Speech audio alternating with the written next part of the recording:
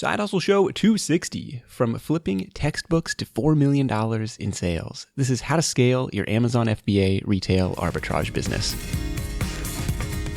What's up? Nick Loper here. Welcome to the Side Hustle Show, because sometimes you just got to double down on what's working and ignore everything else.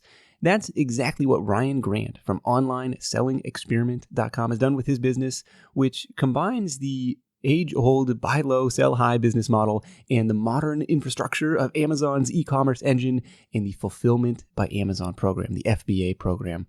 Now, if that name sounds familiar, Ryan was a guest of mine nearly 200 episodes ago, more than 3 years ago, in episode 61 of the Side Hustle Show. At that point, he'd taken his little textbook reselling side hustle and retail arbitrage business, basically buying clearance items locally and reselling them online.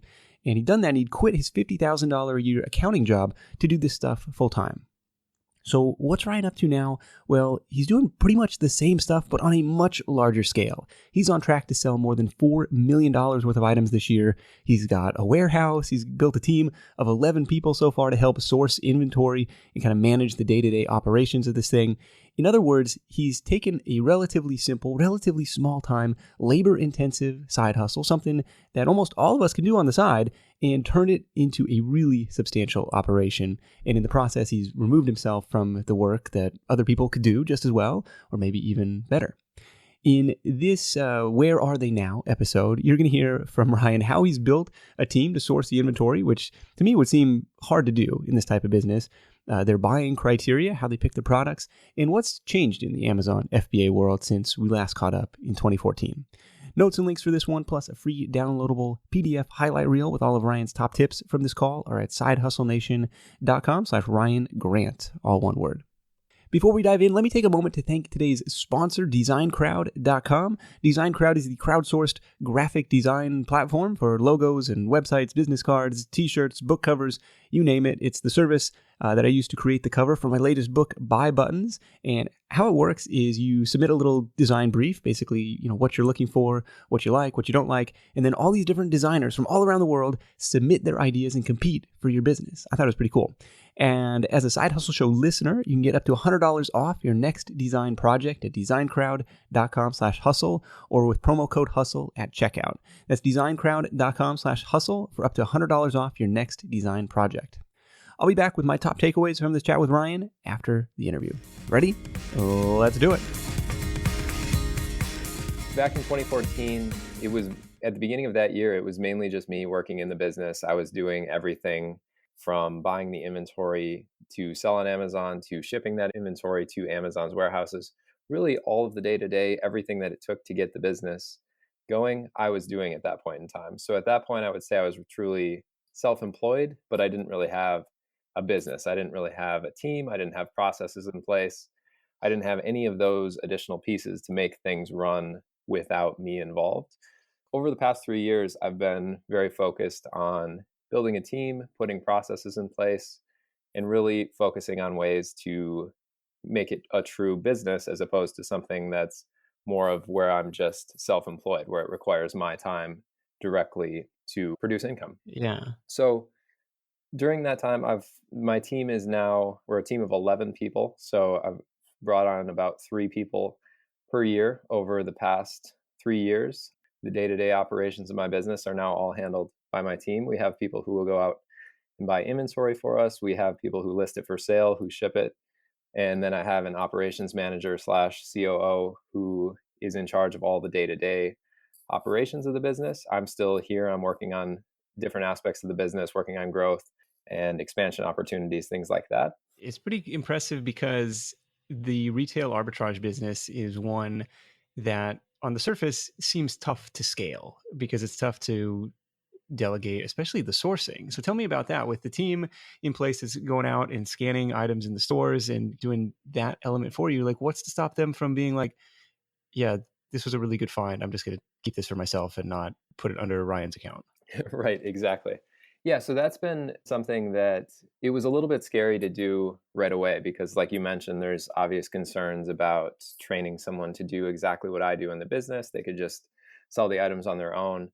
But what I've found is that a lot of people have different motivations. So some people want to put their own money on the line and they want the upside associated with doing that. And then there's other people who are happy to get paid based on their performance, but they don't have that same level of risk. So there's a couple things we do for anybody who does the retail arbitrage role in my business where they're going out to stores and buying products for them.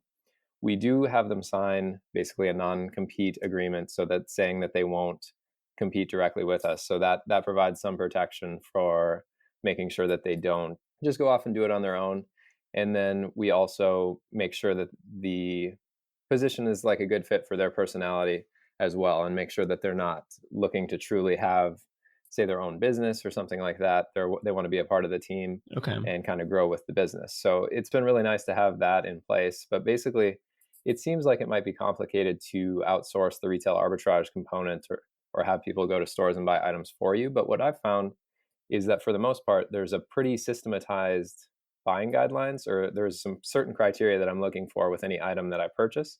And I can pass that along to a team member, and then they can take that information and basically go through a checklist. If it fits it, they buy a certain quantity. If not, then they'll leave it on the shelf. So it's been really nice to have other people helping to do the retail arbitrage component of the business. Yeah, that was the time consuming part when I was playing around with it. It was just like the needle in the haystack nature of scanning stuff at Walmart and Home Depot and everything. Do you mind sharing what your buying criteria is with the audience? So the two main components that I'm going to be looking at are something known as the sales rank and the return on investment. So the sales rank is an indication of how well the item is selling on Amazon. It's going to be a number that Amazon has for each category. So the toys category has a sales rank, the electronics category has a sales rank, and each different category has its own sales rank. With sales rank, the lower the number, the better. So a sales rank of 1 is, in theory, the item that is sold most recently, and that's usually an indication that it's one of the best selling items on Amazon. So key point, though, is lower the number, the better. So what I'm looking for, generally speaking, especially for someone who's just getting started, is a sales rank less than 250,000 in any category. And then the other component is the return on investment component. So return on investment is basically just your profit divided by how much money it took you to make that profit. So after all fees and expenses, you make $5 in profit on an item, and it cost you $10 to purchase that item. Your return on investment is 50%. And just to be clear, the $5 in profit is calculated after you're factoring in the amount you paid for the item. So it's not like you're trading $10 for 5. You're basically trading 10 for 15. Sure. 5 is your profit on that $10 initial investment. So in that example, the $5 profit on a $10 investment is a 50% ROI.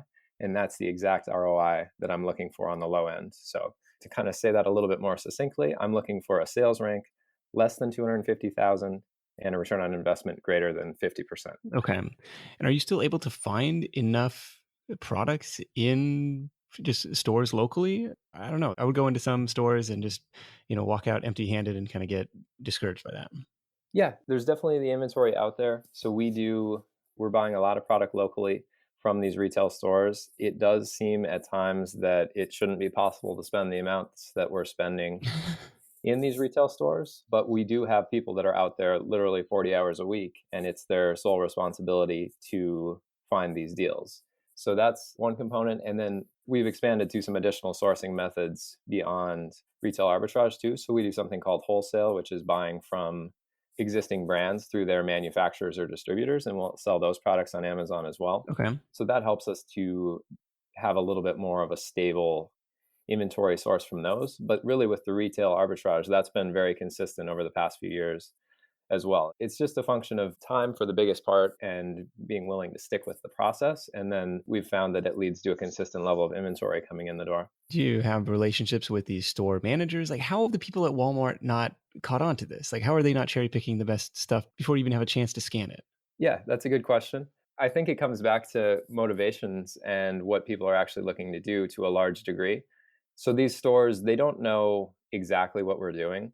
They know we're buying the items for some purpose other than for our personal use, but they don't necessarily know that we're turning around and selling it on Amazon. So that's a component. There's the component that they might not want to actually take the risk of doing it. In some cases, it might jeopardize their job with the company if they're taking items that were supposed to go to be available for customers or something like that. Okay. Okay. Those are a few possibilities, but you also touched on if we have relationships with the store managers, and we definitely do. There's managers who we work with who they give us a heads up if there's a really good deal on product. They let us know if there's going to be an especially good sale, anything like that. So we do make a conscious effort to get to know the employees at each store, build a relationship with them, and we found that to kind of provide an edge in some cases as well. Have you ever run into any drama while you're scanning and while your team is out scanning? Like, hey, you can't do that here. I think somebody posted in the Side Hustle Facebook group that there was a sign like at their library bookstore, some used bookstore, no scanners allowed or something like that. Yeah, that's happened. There's one instance that comes to mind.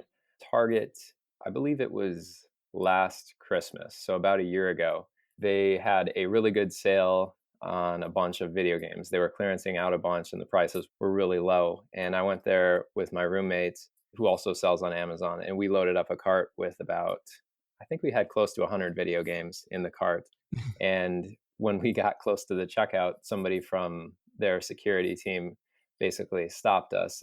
They're from asset protection. They have like a blue shirt on. Okay. So it's a little bit different than the red Target shirts, but they work for Target. They got the Target name badge. They basically stopped us and asked us what we were going to be doing with the items, and basically ended up saying that we couldn't purchase them. They ended up showing us they had to pull out their anti-reseller policy, saying that they have the ability to deny purchases to resellers. So yeah, we ended up having to put all those video games that we took the time scanning back on the shelf. So that's one instance that comes to mind, but that's been an outlier. It's few and far between to have anybody even ask Yeah. what you're doing. It's very common to get a comment at the checkout register because you're buying, say, 12 of a random toy or 12 of some random food item. Yeah. So there's comments on those all the time. But in terms of actually getting confronted about what you're doing or saying that this is wrong, that Target example is really the only one I have where someone actually was able to stop what was happening. Yeah. Which is weird because it's like, why do you care? They priced it at the price they were willing to sell it for. And it's like, okay, we're clearing out 100 of these. Who cares? I don't know.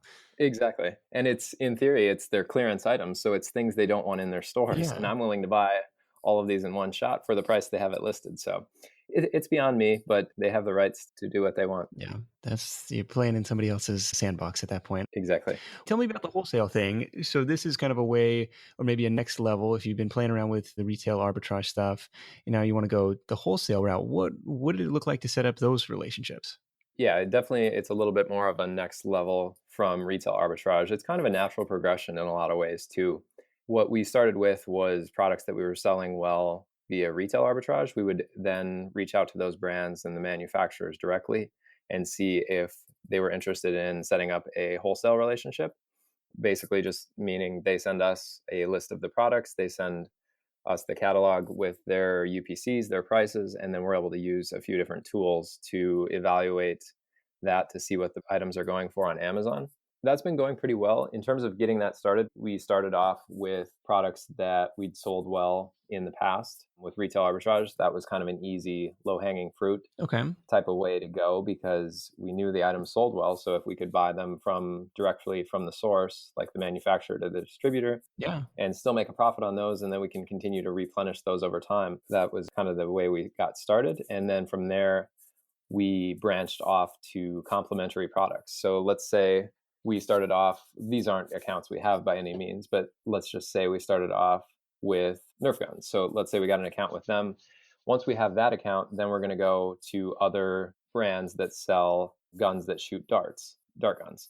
So we would say, hey, we're selling your competitors' products. We're doing really well with those. We think that yours would do great as well. And would you be interested in a conversation to see if this is something that would be a fit? We started off with things we were selling, and then we followed the rabbit trails, if you will, or followed the similar types of products in similar categories, and then just continually branched off from there for the wholesale side of things. Okay, so the wholesale stuff is there a reason that people wouldn't do that right out of the gate? Like, is it just lower margin, like higher upfront cost? Is it you got to be somewhat established before these brands will talk to you? Like, what's preventing me from going to do that tomorrow? Yeah, you could start off with wholesale right away. Odds are you won't know exactly what it takes to actually get an account or do the ordering. Generally speaking, with wholesale, it's going to be a lower return on investment. you're going to pay more for the product up front. There's minimum order quantities that you have to place. So you can't just go to, say, Target and buy one of the item to sell on Amazon. You might have to buy 20, or you might have to do a $500 minimum order.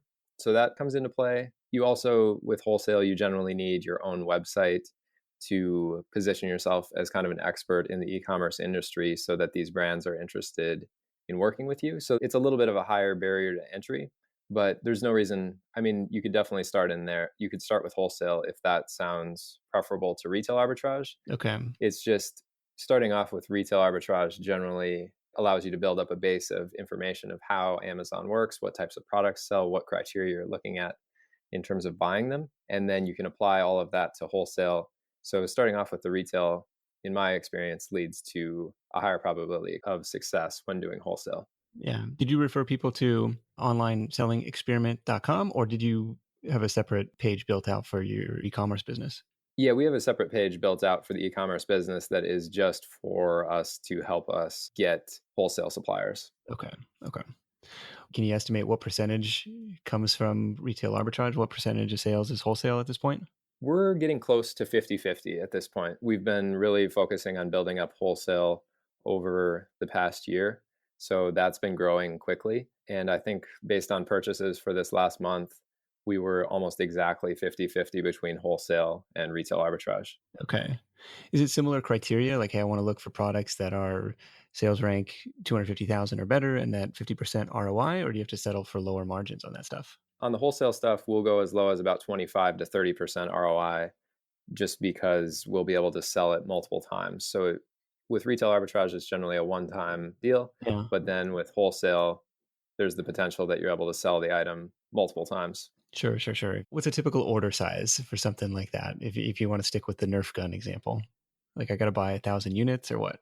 No, it's usually not anywhere close to that high. I would say the minimum orders that we've come across really range depending on the company. I mean, we've seen anywhere as low as like $200 up to 5 to 10,000 is not out of the norm. I'd say the most common is in the 1,000 to 2,000 range for the accounts that we're working with. So generally speaking, it's going to be in the ballpark of 20 to 50 units in most cases. And there are companies, though, where you can order just a single unit of each item as long as you're willing to get to their minimum order quantity. Wow. Okay. Yeah, we'll get there eventually, I promise. Okay. Any online arbitrage? Is this still a thing? Yeah, we're doing online arbitrage as well. So that's buying on online retail websites and then turning around and selling it on Amazon. So that's a smaller component of what we're actually doing. Retail and wholesale are much larger than that, but it is something we do a little bit of as well. What was the OA X-ray? Is that still the tool that people use for that? OA X-ray is one. There's a new one called Tactical Arbitrage that's a little bit more powerful and that I'm using at the moment. So that's kind of the tool of the moment, if you will. There's been more and more tools popping up over the past few years in the Amazon selling space as well. So Tactical Arbitrage is kind of the consensus preferred online arbitrage tool at the moment, from what I know. Okay. Yeah, that one seems even harder than the local sourcing. You're like, okay, maybe there's some market inefficiencies like at my local store, but like with the online stuff, especially if there's these software tools going out to find these deals, it's like, oh, I imagine they disappear quickly. Yeah, they definitely go quick online. More people have access to them.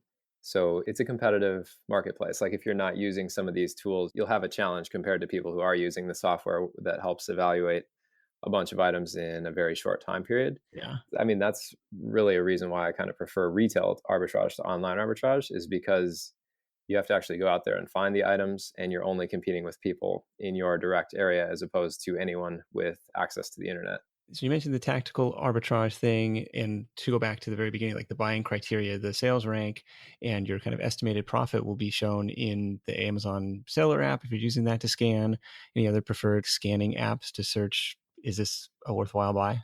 Yeah, so in addition to the Amazon seller app and tactical arbitrage, I'm using an app called Scoutify. That's mainly for in retail stores. That is kind of like a version of the Amazon seller app on steroids. It has some additional information about the products, how well it's selling. It'll have links to do additional research on the product. Okay. Anything to manage the inventory that I imagine you have quite a bit of it sitting around? Yeah, we've got a lot of inventory at this point. So I have that.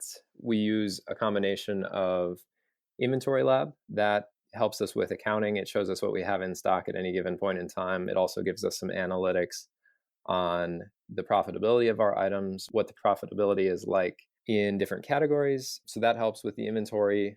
We have QuickBooks going as well. So that helps us make sure that our inventory is balanced out properly and is all accounted for. And then we also have something known as Restock Pro, which is another piece of software that helps us with wholesale order quantities. Okay. So we're using that to help manage our inventory as well. So there's quite a few tools that we're using in the business. I mean, I just touched on most of them, but there's a full list of all the tools and services that I'm using in the business, and that's available at onlinesellingexperiment.com/resources. Okay, awesome. We'll link that up in the show notes for you. How do you decide what's going to sit around in your warehouse versus what you're going to send in immediately? Or is it like, hey, look, we're going to get all of this in Amazon's hands as soon as we can? For the most part, we're looking to get things into Amazon's hands as soon as possible. If we have inventory sitting around our warehouse, for the most part, that means we've done something wrong. We've either bought too much of the product, or it was originally sent to Amazon and then we had to get some of the quantity sent back to us due to it not selling as well as we were expecting. Okay. And they charge you for that, right? Yep. They charge you storage fees based on the items. And then if your items have been in stock greater than 6 months, they charge something known as long-term storage fees, which is basically a tax on items that are just taking up space in their warehouse and not selling. Yeah. And those fees, I think it's for the 6-month fees, it's around like $12 a cubic foot that the item is taking up in the warehouses. So those fees are very substantial. So there's been times where we've had to get items sent back to us to avoid those fees. Okay. So what happened there? Is it just like, hey, this looked like a good buy, but it just didn't end up selling as fast as we thought it would? Pretty much. I mean, that's the most common example where we forecasted that we'd be able to sell a more significant quantity of the item than we actually ended up being able to. I can think of one example from last year where there was a toy we were doing really well with. We placed an order in around October. We sold through that by about November 15th. So then we placed a reorder from our supplier. We were hoping to get it beginning of December. It didn't end up showing up until mid-December. By the time it got to Amazon's warehouses, it was almost already past Christmas. So then we're stuck with 100 of this extremely seasonal toy that has very little demand outside of the Christmas season. Okay. It was a combination of our supplier we didn't order enough right away for the Christmas season. Then our supplier wasn't able to get it to us quite as quickly as we would have liked. And then we still sent it into Amazon thinking we had a chance to sell through them. And then they ended up being in stock for over 6 months. So that's one example. And that was kind of multiple things went wrong, and we've put things in place to make sure that doesn't happen in the future. But that's the type of thing that can happen where you end up with items in stock longer than you want. Yeah, you're just like, well, do I eat this? There's another Christmas season coming around, but it's like, is it better to ship it back to you and then ship it back in next November? Well, that's what we actually ended up doing. Okay. And so last year we recalled them in, I think it was around February, and they sat in our warehouse here for 7 months, and then we just sent them back in. We almost have sold through all of them at this point. So it's not like it's a big loss overall, but the money was tied up for about a year and it took up some space in the warehouse too. So it's not an ideal scenario, but you can afford to make some mistakes on some items as long as you're right most of the time. Yeah. Any other expensive mistakes or products that ended up being duds? Oh yeah, we've had quite a few duds over the years. Target was selling the My Size Elsa doll from Frozen. So it was like this 3.5 foot tall doll from the movie Frozen. And for a while, they were selling for quite a bit above retail prices. The retail price in Targets was $60. And they were going for between $200 and $250 for a lot of the Christmas season. Okay, geez. We actually ended up buying, I think, around 15 of them on eBay, and we paid about $120 each at the time. So we were buying them for double retail. They were at the time going on Amazon for over $200. So we thought we still had a window of opportunity. And then by the time we actually got them to Amazon, there was basically a nationwide restock of this toy in Targets. So there was a ton more supply at Amazon. So we ended up having to sell them for less than we actually paid for them on eBay. So we paid like $120 a unit, and we had to sell them for right around 100 to kind of get the money back out of them. So that was a loser, and that was a risky proposition as well. So that maybe we deserved it on that case. Another one where we lost was there was a local liquidation company that we work with occasionally. They had a big lot of these Neil Patrick Harris autobiography books, and we were able to buy about 200 of those, and we only paid like $1 or $2 a piece. But shortly after we bought them, the price just went to almost nothing on Amazon. Like right now, you can buy it for like 25 cents plus shipping, so it's like $4. Huh. So we got stuck with a bunch of those, ended up just donating them to a local thrift store. I mean, we've lost on a lot of items, but we've won on enough to cancel it out. So those are a couple that come to mind in terms of things that didn't go as planned. Right. Doesn't always work out the way that you plan, but still, if you can have more hits than losses, then overall it adds up to be a profitable business. And like you said, kind of figuring a way to turn over that money faster, kind of grow, multiply that cash in a much faster way than you might in other investment angles. I'm curious, what's changed in the FBA world since 2014? I understand there's more categories are restricted and stuff like that. What have you seen kind of pop up for new sellers? Yeah, when it comes to new sellers, there's a few changes that have happened since 2014. I would definitely say there's more sellers overall, so there's a little bit higher level of competition when it comes to Amazon. I mean, there's more buyers as well, so it helps to kind of cancel it out, but it's not something that's a direct correlation. The brand restrictions and product restrictions, which you touched on a little bit, those have become a little bit more intense over the past 3 years. So things that a new seller might have been able to sell 3 years ago, they might not be able to today. So that could be like a Disney toy, any like big name brand. It's more likely today that you'd be restricted on it as a new seller as opposed to 3 years ago. Sure. And when a product is restricted, that just means that you can't sell it on Amazon at that time without going through a special approval process. So there's more items like that that you will run into. This doesn't affect retail arbitrage and wholesale sellers as much, but there's been a change to Amazon's review system. They've made some changes that make it harder to manipulate the review system, which obviously they should have done. I mean, nobody should be able to manipulate the review system, but people did it in the past with private label items or their own branded items. They would sell a bunch at a discount to people they know in return for them leaving a 5-star review on the product. So Amazon's really cracked down on that, which I do think is a good thing overall. It hurts some sellers who weren't all that ethical in their practices. So I think it's a good thing overall, but that is a change that's made it more difficult for people to launch their own brands on Amazon because you can't just buy 5-star reviews in the same fashion that you used to be able to. Right. There's also been some changes in the fee structures. So with books in particular, the fee structures have gotten a little bit more expensive.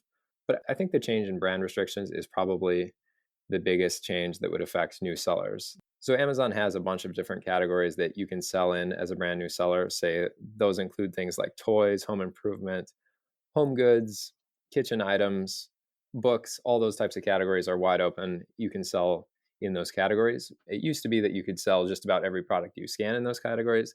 Now today, some of the bigger brands, you won't be able to sell those right out of the gate, and you would have to go through a separate approval process. So that's probably the biggest change. What's that approval process look like? Is that hard to do? Is that just a matter of raising your hand, submitting a request, or what does that take?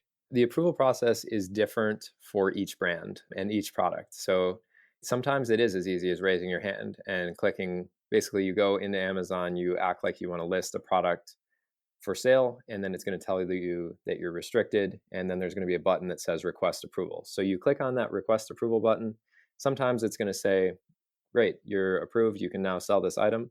Other times it's going to say you need invoices from an authorized distributor.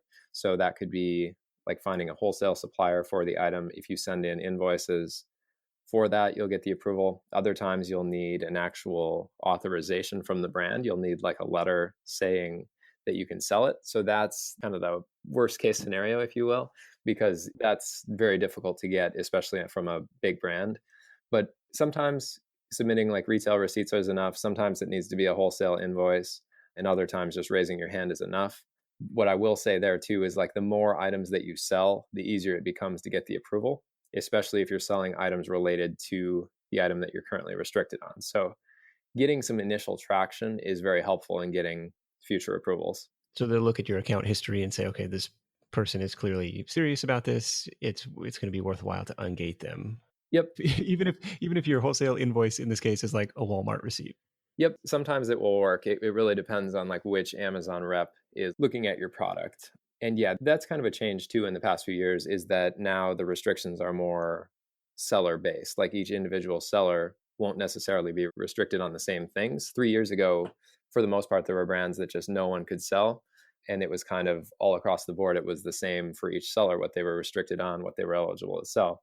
And now today, it's a little bit more based on the individual seller, how their metrics are when they started, things like that. Okay. So yeah, if you're out in Target scanning a thing and it says, hey, this is restricted, I think Target will give you a 30-day return policy. So you might as well bring it home and try and upload it and see if you just happen to get that, lucky brand approval guy and you could sell it. And otherwise, if they deny you, you can always return it and get your money back at Target, I suppose. Yeah, and you could actually go through the full process on the Amazon Seller app on your phone. So if you have to submit invoices, then you would actually need to purchase it. But you can go through the approval process and see what they're actually going to be requesting on the Amazon Seller app on your phone. You can know that before you actually purchase the item. And then just one other note on the restricted items. Just because it's restricted on Amazon doesn't mean that it's restricted on, say, eBay or a different marketplace. So if you really are coming across a really exceptional deal on something, it's worth considering selling it on eBay or even like a Facebook marketplace or an OfferUp, a Letgo, an app like that locally. Okay. So just know that, especially when you're just getting started and you're trying to build up a bankroll, just because you see a product is restricted on Amazon, it doesn't mean that it's not an opportunity to sell somewhere. Okay, fair enough. I was curious, like with the eBay stuff, do you sometimes find yourself moving inventory over there or in these other marketplaces, or is it you're pretty much focused on Amazon? Yeah, Amazon is our biggest channel by far. We are also selling on eBay. We're selling on jet.com. And then we have our own website as well. I mean, Amazon's still 95% plus of our sales, but those do contribute. And we do at times buy things just for eBay. If it's Amazon's best for like new products that don't need any description. But if there's something that's a little bit wrong with the product or it's in used condition where the customer needs pictures to be able to see exactly what that item is, then that's an instance where we'll buy it specifically for eBay as opposed to selling it on Amazon. So I think there's a lot of opportunity on eBay too. I don't feel like I've personally exhausted Amazon yet, so we haven't spent a ton of time on eBay, but we'll get there eventually. You ever get stressed out to have all this capital tied up in inventory? I don't know, like what risks do you see in this business of the crazy Amazon rule change or some unforeseen thing happening? Like what keeps you up at night? For me personally, not a lot keeps me up at night because, and I'll get to the risks, but personally, all the decisions I make in my business I'm looking at the risk reward ratio of what that decision is. So whether that's selling a product on Amazon, whether that's spending money on advertising, anything like that, I'm evaluating what the risk of that decision is and what the potential reward of that decision is. And then I basically come up with what I believe is the best course of action for each decision for my business. And then I go with that. I don't second guess my decisions from there. By all means, I'll reevaluate once I have the information, but I don't sit up at night worrying about if the decision I made is the right decision. But in terms of the risks of selling on Amazon, there's definitely the risk of having capital tied up in inventory. That's something to be aware of. Like you mentioned, Amazon can change the rules. You can get your Amazon account suspended. Have you ever had your account suspended? I actually have had my account suspended. That was in the summer of 2015, and it was due to, this was kind of another buy that went wrong. It was called the Pedicure Power. So it's a nail filing tool for pets, primarily for dogs.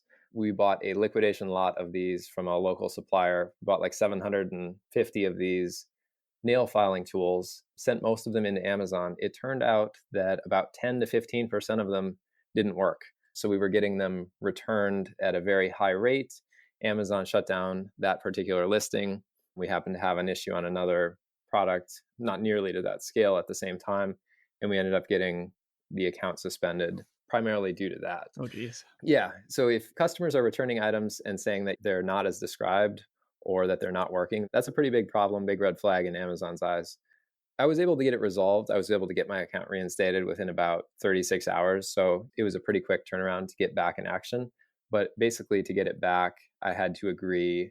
So to get reinstated, you have to submit a plan of action to Amazon that basically acknowledges what happened and your plan so that it won't happen again. Okay. And I basically put in the plan of action that I wouldn't buy from liquidation suppliers like that anymore unless it was connected directly to the actual manufacturer. So like in that example that I mentioned that led to the account suspension, we were buying from a legitimate place. It's not like these were counterfeit goods or anything like that, but they weren't directly from the manufacturer. They'd changed hands a couple times and we didn't have the invoices that would prove the chain of custody back to the actual manufacturer. Yeah. So basically agreed that we wouldn't buy items like that in the future unless we actually could trace it back directly to the manufacturer. So that was a eye-opening experience, and nothing like that's happened since. That's good. But that kind of alludes to another risk too. If you are selling any product on Amazon, you want to make sure that you have the proper documentation for it. So that means having a receipt that shows it came from an authorized retail store, having a wholesale invoice, wherever the item came from. You want something that shows exactly what the item you purchased was and where it came from, so that in the event there's a complaint, you have the proper documentation that Amazon needs to verify that that item is authentic. Okay. So if they have any issue, you say, well, I got this at Target, I got this at Walmart, wherever. Exactly. Okay. What's next for you? You got some big revenue goals that you're aiming for? You're going to go down the private label route? What's 2018 have in store for you? Yeah, 2018, that's a good question. We're looking to continue to grow the online retail side of the business. That's kind of the focus. Number one, putting things in place to keep that growing, keep expanding on all of our channels. Wholesale will probably be our biggest focus for 2018. We want to build out the team a little bit more there, get some people helping us do more outreach to brands that we might be able to sell and products we might be able to sell. That's a big focus. And then I've been personally putting in more time on the online selling experiment.com website and putting out more content there and just helping people learn how to get started. So I've got some plans in place for that. They're still developing, but I anticipate that'll be a big area of focus for 2018. Now that you got everything else kind of delegated out, you got time to work on this little personal branded project. Exactly. Yeah. It's kind of the next frontier for me. I mean, I've had the website now, it's been live for over 4 years, but it hasn't been my primary focus for very much of that 4 years. It's always been kind of secondary to the actual online retail business. And I would do the online selling experiment part when I had time. And now it's shifting a little bit to I can spend more time there. And then the online retail business continues to grow as well. Yeah, that's the side hustle. You've been focused on actually making it happen. Yep. I'm curious actually about the press exposure. Was that a result of a proactive outreach on your part, or did people kind of seek you out? Yeah, they primarily sought me out for that. I did an AMA on Reddit in the entrepreneur subreddit. So for anyone not familiar, an AMA is an Ask Me Anything on basically the subcategory for entrepreneurs on a website known as Reddit. And that got a lot of exposure. At the time, it was like one of the top posts in the past month on the subreddit. I think I was looking at it. It's like in the top 50 posts of the past year. Oh, wow. On that subreddit. Okay. And then from that, a team from CNBC reached out after they saw the AMA. And I did a few different phone calls with them. They pitched the idea to their team of doing a story about the business. And they ended up deciding to do a story. So then I did basically a Skype interview with the CNBC team. They had me send a bunch of footage of me working in the office, sourcing in retail stores, things like that. And then they put together the story that went live on CNBC. So that's how that one came to be. And then the team from Good Morning America reached out to me after seeing the CNBC article. So basically it all stems back to the AMA/Ask Me Anything on Reddit. And then that led directly to the CNBC story. And then the CNBC story led directly to the Good Morning America story. Okay, interesting. Well, that's a great tip. If anybody's looking to get some press exposure, maybe it starts on Reddit. You never know who's reading these things. Exactly. And I mean, I put a lot of time into that Reddit AMA and I gave detailed answers to each person that asked the question. So at the end of the day, a lot of things went right. By no means was I anticipating that AMA would lead to some of this national media exposure, but I made sure I was really focusing on delivering as much value as I could in the AMA. And then I think that kind of came through and might have played into the factor. Basically, I didn't go halfway on the AMA is all I'm saying. Right. I had no anticipation that it would lead to what it did. I'm very grateful that it did. But I think kind of the whole way through with my business, I focus on doing the best I can in each thing that I'm doing. And then that's worked out well. It's led to the right things continuing to happen. Yeah, I think that's actually a really good illustration of like, I'm just doing this one thing and not necessarily knowing where it's going to lead, right? Like starting out flipping textbooks in college and then all of a sudden having this huge team behind you and this warehouse and this really crazy e-commerce business. Ryan, this is fascinating stuff. Really appreciate you taking the time to catch up with me and the rest of Side Hustle Nation. OnlineSellingExperiment.com is Ryan's home base online. You can check him out over there. And let's wrap this thing up with your number one tip for Side Hustle Nation. Take action on something you find interesting when it comes to making income on your own terms. I think that having the freedom to be in control of making that income and having it be on your terms is, for me, it's provided just a ton of freedom in my life. And luckily, it was able to more than surpass my full-time income. But even when I was working full-time and was just able to make an extra few $100s a month here and there, that provided a lot of additional freedom. It's very empowering as compared to having to work for a job you might not like or do something you wouldn't want to. So my advice is just to, most likely there's something out there that's intriguing to you. Maybe it's selling on Amazon. Maybe it's putting together an ebook. I mean, Nick's got a ton of podcasts with successful people who are doing it in all types of different aspects of business. But my advice would be just pick one, something that interests you, and take action on that and see where it goes. As we've kind of touched on here, you don't exactly know where one thing is going to lead, but getting started and taking that first step is essential to finding out where the path goes. Absolutely. You want to take a trip down memory lane to see what 2014 Ryan had to say? What did I say? Yeah. He said, get your mind right. Think, how can I make this happen? Nice. Which I think is pretty wise words, right? Yeah, I like it. The thoughts have evolved slightly from there. But yeah, I'll stick by the 2014 advice as good advice too. I like that. How can I make this happen? And then combining that with take action on something that you find interesting. Ryan, thank you so much, man. We'll catch up with you soon. Thanks for having me, Nick. It's been fun. All right, my top takeaways from this call with Ryan. Number one, build your team. So this is based on my own retail and clearance arbitrage experiments. The biggest bottleneck was in sourcing inventory. It was profitable for me, but it was like this needle in a haystack type of search, and it was time consuming. I didn't really think until this chat with Ryan that it was something that could be outsourced. But if you've got a well-defined process and buying criteria like Ryan has, you might be able to remove yourself from certain elements of your business, like the sourcing. In fact, that point has me looking at some of the processes inside my own business for opportunities to delegate and train some outside help to really ramp things up in the next year. You can't do it all on your own forever. Takeaway number two is to build relationships. The FBA business, the Fulfillment by Amazon business, is an attractive one, at least to me, because it's kind of anonymous and anyone can do it. But the people who seem to be doing really well with it are the ones that are building relationships with suppliers, with store managers, with liquidators, with brands, and even with Amazon itself. And at the end of the day, people are going to do business with people they know, like, and trust. So yeah, you can scan stuff in the clearance aisle and you can find some profitable items, but also be thinking outside the box a little bit to see who else might have a lead on some inventory and try and begin to cultivate relationships with them. How can you help them get what they want? So that was takeaway number two, build relationships. And takeaway number three is to diversify. It sounds like Ryan has made a pretty concerted effort to diversify his sourcing efforts, some online, some in stores, some wholesale, and across multiple product lines and product categories. And I think that's key because the rules are always going to be changing. And like you talked about, some of these products aren't going to be as profitable as you thought they're going to be. Sometimes you're going to have to take a little bit of a bath on some of them. And with Amazon, you're kind of playing in somebody else's sandbox. So of course, it makes sense to get while the getting's good. But speaking from experience, it's easy to get burned when all your eggs are in one basket. Be sure to hit up sidehustlenation.com/Ryan Grant for links to all the resources mentioned in today's episode and to download the free PDF highlight reel with all of Ryan's top tips from the call.